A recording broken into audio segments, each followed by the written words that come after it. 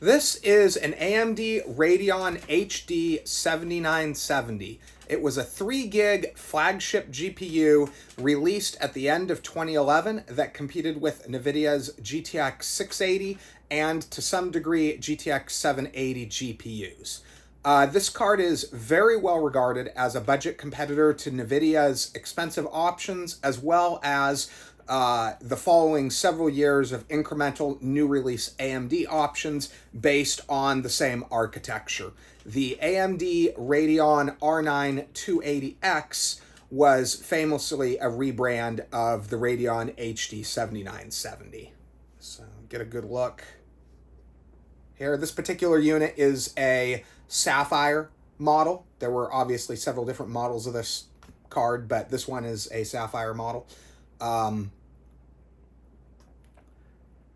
So this would be a good option for older setups. For example, if you need a card for something like a 3770K, 4770K, or even an X79 build, this would be a good option.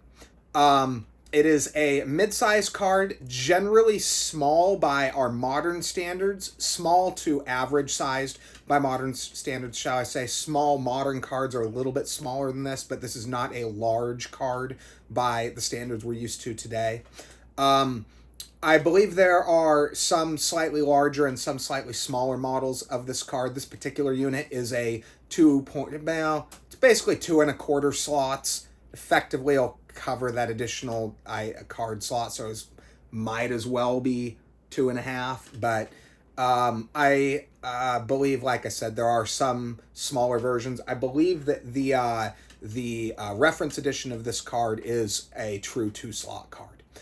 Generally, this should fit just about any custom type case out there, but would be hit and miss for name brand pro type builds. Like Dell Optiplexes, HP Pavilions, stuff like that. This would be very hit and miss for those, especially because this particular card has, I believe most of these are the same, this does take dual 8 pins, so you're really going to want a good name brand 6 to 650 watt. I wouldn't try to do a 500 even if it has dual 8 pins. It's a bad idea. Even if you have like a workstation that did, for whatever reason, include dual 8 pins, but at only 500 watts. 500 is typically on the outer range of what you'd see on those systems, so definitely you're going to need something in more of a custom build in most cases, even if you can fit the card. The Radeon 7970 was an awesome budget option for many years, but if you want to use this today, you're really going to want to stick to your backlog of older titles as far as gaming. While it is true that the card is DX12 compatible, it will load most modern games. You'll have to dig pretty deep into the settings and the resolution and lean extremely heavily on upscaling options if it supports them to get modern games to a playable frame rate. So much so that it will compromise the intended look of the game to the point of not being much fun. I did have good results on Cyberpunk 2077, but it was a far outlier as the game tends to scale well to lower settings and responds well to AMD's FSR. Other modern AAA titles were really unplayable. I did try to test Horizon Zero Dawn, but it was just so bad it was unplayable. As far as esports titles, Fortnite was fine at 1080p performance mode. I did not test Apex Legends, but it should be serviceable, as should lower demand titles such as Overwatch 2. I would expect Call of Duty titles to be too low of frame rate to have much fun from the standpoint of competitive gameplay. As far as pricing, I would say $20. This is a $20 card. Do not pay more. This GPU is neither old enough to have vintage value nor new enough to be of much use compared to better cards in a similar price range. Historically speaking, I would argue that this is an important GPU.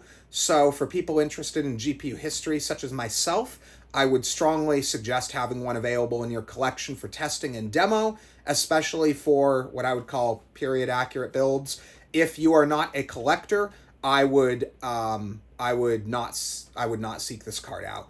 For the AMD fans, I would look at a RX 580, R9 390X, or RX 5500. For NVIDIA fans, I would be after a GTX 970, a GTX 980, or a GTX 1060. Or on the outside, a GTX 1070.